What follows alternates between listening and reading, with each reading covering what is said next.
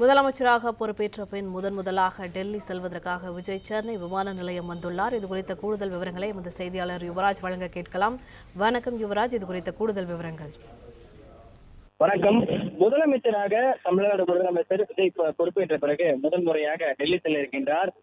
அந்த வகையில் தமிழ்நாடுடைய முதலமைச்சர் வந்த விஜய் இன்று பிரதமர், உள்துறை அமைச்சர் மற்றும் நிதியமைச்சர் ஆகியோரை சந்திப்பதற்காக திட்டமானது ஏற்பாடு செய்யப்பட்டிருக்கின்றது.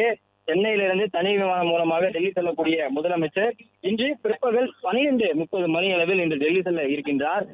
அங்கு பிரதமர் நரேந்திர மோடி அவர்களையும் உள்துறை அமைச்சர் மற்றும் மத்திய நிதியமைச்சர் ஆகிய மூவரையும் சந்திப்பதற்காக பயண திட்டங்களானது ஏற்பாடு செய்யப்பட்டிருக்கின்றது.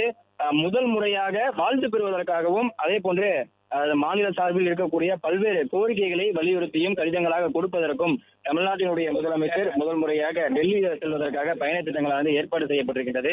அந்த வகையில் 2 நாள் பயண திட்டமாக இது முதலமைச்சர் செல்லக்கூடிய அந்த திட்டங்கள் ஏற்பாடு செய்யப்பட்டிருப்பதாக தெரிவிக்கக்கூடிய நிலையில் டெல்லியில் இருக்கக்கூடிய தமிழ்நாடு இல்லத்தில் இன்று முதலமைச்சர் தங்க இருக்கின்றார். 10 மணி அளவில் இங்க 10:30 மணி அளவில் சென்னையிலிருந்து விமானமானது புறப்படுவதற்காக ஏற்பாடு செய்யப்பட்டிருக்கின்றது.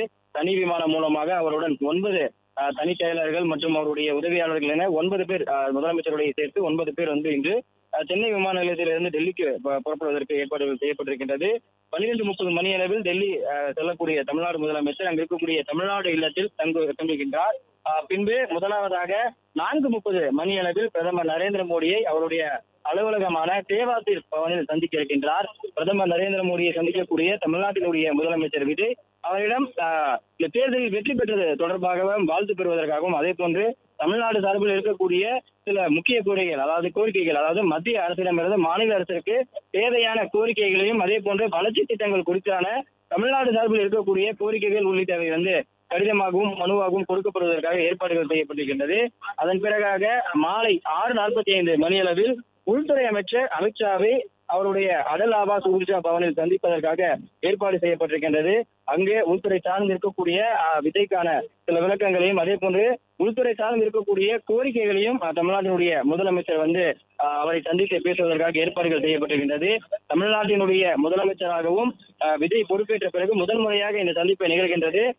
இதற்கு முன்பாகவும் பெரிதாக சந்திப்பாக எதுவும் நிகழவில்லை.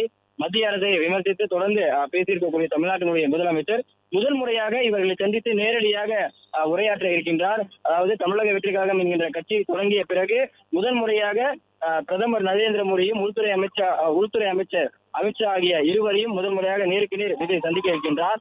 அதன் பிறகாக மாலை 7:30 மணி அளவில் மத்திய நிதியமைச்சரினுடைய அலுவலகத்தில் வைத்து நிதியமைச்சர் நிர்மலா சீதாராமனை சந்திப்பதற்காக விஜய் ஏற்பாடு செய்யப்பட்டிருக்கின்றது.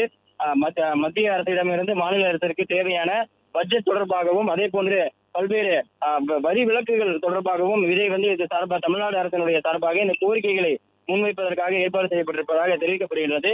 இந்த சந்திப்பு நீண்ட நேரம் நடக்கலாம் எனவும் எதிர்பார்க்கப்படுகின்றது.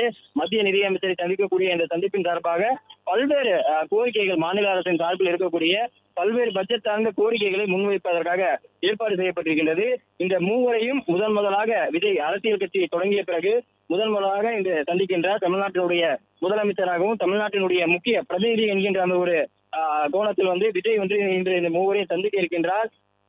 பிளே ஸ்டோர் மற்றும் ஆப் ஸ்டோரில் இருந்து பாலிமர் செயலியை QR கோடு மூலம் பதிவிறக்கம் செய்யுங்கள். செய்திகளை உடனுக்குடன் பெறுங்கள்.